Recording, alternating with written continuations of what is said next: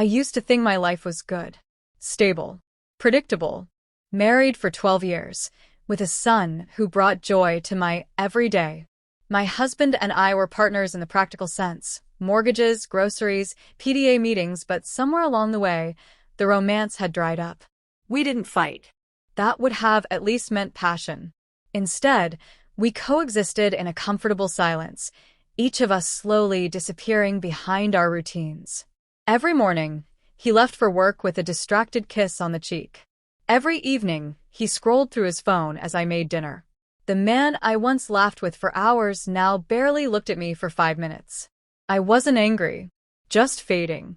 Somewhere inside, a dull ache had started to form, one I couldn't name. Our son, Tyler, was the one bright light in my day.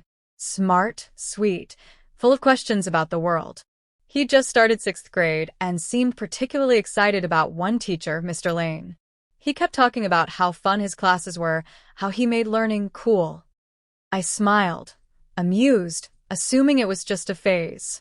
Then I met him. I was dropping off Tyler's forgotten lunchbox one afternoon. I expected to hand it to the front office, but they waved me toward the classroom instead. I found Mr. Lane helping a student with a math problem. He looked up, smiled, and his eyes lingered just a second longer than necessary. "You must be Tyler's mom," he said, voice warm. "He's a great kid." I nodded, thanked him, and turned to leave. Simple. Ordinary. Except it didn't feel ordinary. His presence stayed with me in a way I couldn't explain. Weeks passed. At a school event, we spoke again. He remembered details about Tyler, even things I hadn't known. We laughed over something trivial, but it felt easy, natural.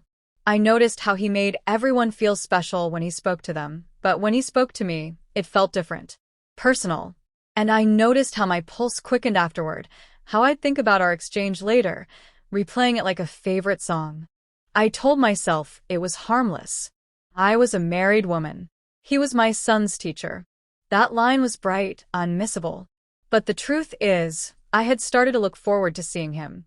I volunteered for classroom activities I'd normally skip. I lingered during pickup just a minute longer than necessary. Each interaction was brief, innocent on the surface, but inside me, something stirred that had long been buried. He was always respectful, but his eyes told a different story. Or maybe I just wanted them to. Either way, I began to wonder what it meant to feel seen again. What it meant to be noticed, appreciated, not as a mother, not as a wife, but as a woman. I didn't act on anything. Not yet. But even then, I think I knew. I was already standing too close to a fire I couldn't quite walk away from. It started with a parent-teacher conference. I expected a standard 10-minute update about my son's progress, but Mr. Lane invited me to sit, offer me coffee, and spoke with a calm attentiveness that caught me off guard. He praised Tyler, of course, but then the conversation drifted. He asked what I did, what I liked to read, how I spent my time. I stumbled through answers, surprised anyone even asked me those things anymore. He listened like every word mattered. His eyes didn't wander. There was no hurry in his voice. I left that room feeling lighter, almost flustered. And I hated how much I noticed the way he smiled as I walked away. From that day on, things shifted. He'd greet me with familiarity.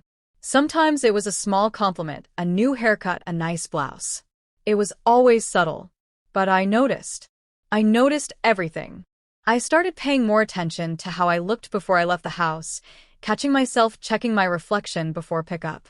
At night, while my husband sat half asleep in front of the TV, I found myself thinking about those short moments at school. There was one day he handed me a book. He said Tyler would enjoy it, but then added, "I thought you might like it too." Inside the front cover, he had written, "For the woman who still believes in dreams." My breath caught. It wasn't flirtation. It wasn't overt, but it meant something. Something dangerous. I kept the book hidden in my nightstand. I read it slowly, savoring every word like it was written for me alone. I tried to shake it off. I reminded myself I was imagining it all. But then I'd see him again, and the current between us would pulse a little stronger. At home, things continued to dull. My husband didn't notice my quietness, or maybe he didn't care to. He went through the motions, doing just enough to hold the image of a functioning marriage. I went along with it, but internally, I was unraveling. Not out of anger, out of longing. I wanted to be touched, not just physically, but emotionally. I wanted someone to ask me how I really was and care enough to wait for the answer. Mr. Lane never crossed a line. But every word, every glance, every subtle pause filled in what was missing in my world. I knew I was walking closer to a boundary I had no business approaching, but it felt inevitable like gravity. Then came the hallway moment. After school. Almost no one around. I'd brought in papers Tyler had forgotten. He smiled when he saw me, thanked me, and as I turned to leave, he touched my hand, brief, light, and electric. Our eyes locked. I didn't pull away. That night, I couldn't sleep. I replayed that moment over and over, asking myself what I was doing. The answer scared me, because I already knew. I wasn't just wandering. I was waiting. I told myself it wouldn't happen, that I could control it, that I could stop. But desire has a way of disguising itself as curiosity first, then comfort, and finally, something unstoppable. I baked cupcakes for Tyler's class that day, an excuse, though I pretended it wasn't. I stayed after to help clean up. Just us. He didn't speak right away, just looked at me like he already knew. When he finally said something, it wasn't what I expected. He asked if I was happy. Not with my son, not with my life, but with myself. I didn't answer. I couldn't. No one had asked me that in years. Then he stepped closer, not enough to scare me, but enough to change the air between us. He looked at me like I was someone worth seeing, not just another mom at pickup. His hand brushed mine as we picked up paper cups. I didn't move. He did it again, slower. When he finally touched my arm, everything inside me paused, then snapped. I whispered, "This is wrong."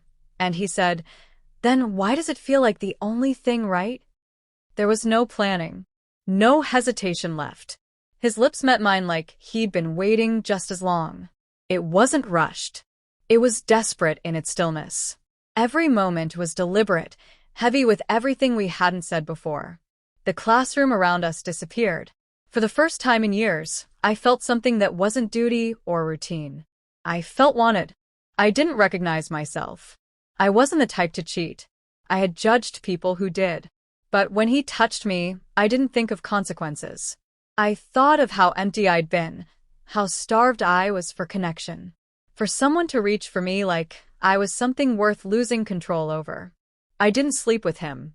But the line was already behind us, erased. My body betrayed every promise I made to myself. My hands clutched his shirt, my breath caught in his neck, and I knew this wouldn't be the last time I crossed that line if I stayed. When it ended, I didn't say anything. Neither did he.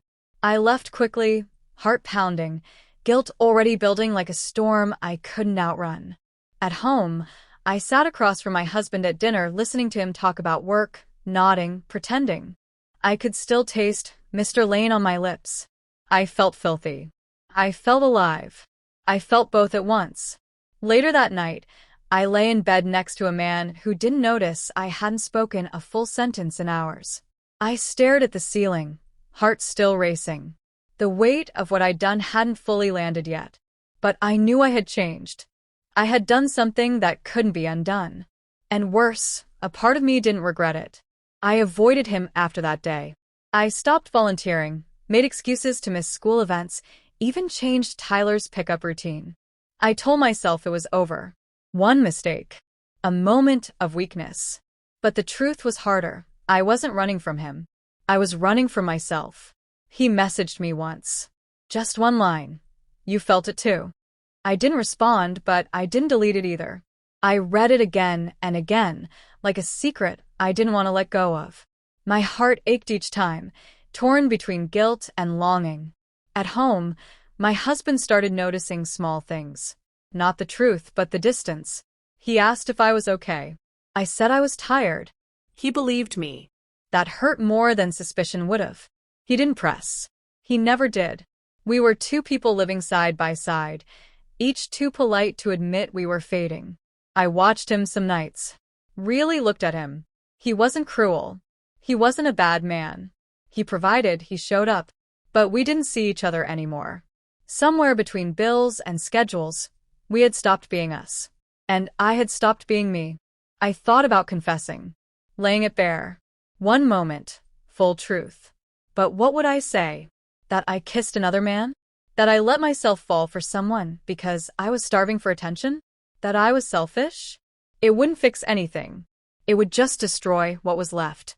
Instead, I stayed silent. I smiled when I needed to. I tucked the memory away like a dangerous relic, something I couldn't look at too often. I kept busy, focused on Tyler, tried to be present, but I wasn't the same.